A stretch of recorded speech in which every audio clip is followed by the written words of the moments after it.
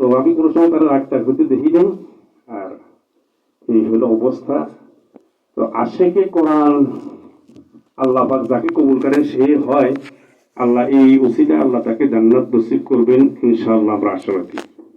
এই তো মানুষ কেউ থাকতে পারবে না, না কোরআনের ভিতরে আল্লাহ পাক বলেছেন কুল্লু নাফসিন যায়িকাতুল মাউত, সকলেই চলে যেতে হবে, তবে পরিস্থিতিটা হতে হবে সুন্দর, শেষ যাওয়াটা।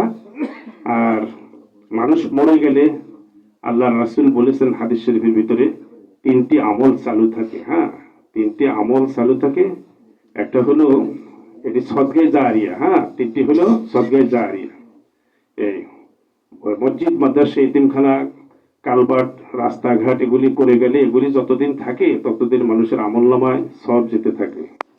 আর একটা হলো যে এলেম কল্যাণ সাধিত করে। হ্যাঁ, দিন এলেম, এই এলেম যতদিন একজনের পর একজন শিখতে থাকবে, যে শিখেই গেছে তার আমলনামায় সব যেতে থাকবে। আর একটা হলো নেককার সন্তান যদি কেউ রেখে যায়, নেককার সন্তান যদি কেউ রেখে যায় দুনিয়ার জমিনে, এই সন্তান যতদিন থাকবে তার প্রজন্ম এই তার জন্য দোয়া করবে, এটা তার আমলে চলে যাবে। এই তো উনির এই আমলটা সম্পূর্ণ মনে হয় গোপন ছিল। আমি 20 বছরই উনির সাথে এই কোরআন সম্পর্কে জড়িত। তো আল্লাহ পাক আর উনিকে এই কোরআন রসিলা মাফ করে দাও, ক্ষমা করে দাও, আমরা সবাই দোয়া করব। এখন উনির রুহের মাগফিরাতের জন্য একবার সূরা ফাতিহা পড়ি আমরা সবাই। হ্যাঁ, বিসমিল্লাহির রহমানির রহিম।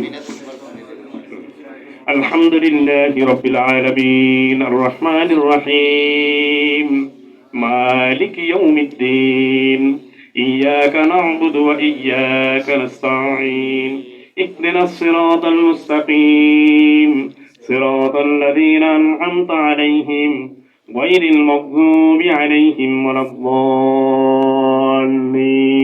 আমিন। বিসমিল্লাহ। সূরাতুল ইখলাস, কুল হুয়াল্লাহু শরীফ। বিসমিল্লাহির রহমানির রহিম। কুল হুয়াল্লাহু আহাদ আল্লাহুস সামাদ লাম ইয়ালিদ ওয়া লাম ইউলাদ ওয়া লাম ইয়াকুল লাহু কুফুয়ান আহাদ। বিসমিল্লাহির রহমানির রহিম। কুল হুয়াল্লাহু আহাদ আল্লাহুস সামাদ লাম ইয়ালিদ ওয়া লাম ইউলাদ ওয়া লাম ইয়াকুল লাহু কুফুয়ান আহাদ। বিসমিল্লাহির রহমানির রহিম। কুল